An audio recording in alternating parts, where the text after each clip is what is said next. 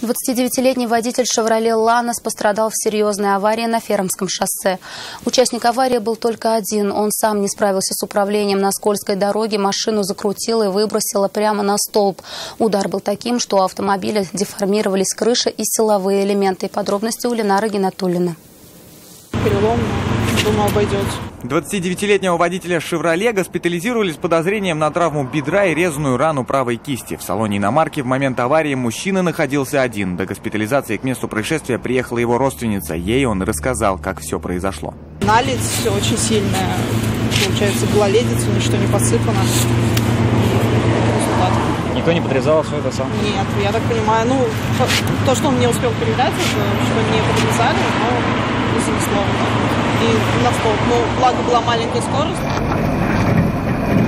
Неуправляемую иномарку выбросило с дороги прямо в столб. Последствия оказались весьма разрушительными. Удар как раз пришелся на водительскую сторону. Мужчине еще повезло, так как при таком ударе последствия могли бы быть куда печальнее. Имеет ли смысл восстанавливать автомобиль, мужчина будет решать после выздоровления. Ленар Гинатуллина, Айрат Назипов, Константин Бушуев. Вызов 112.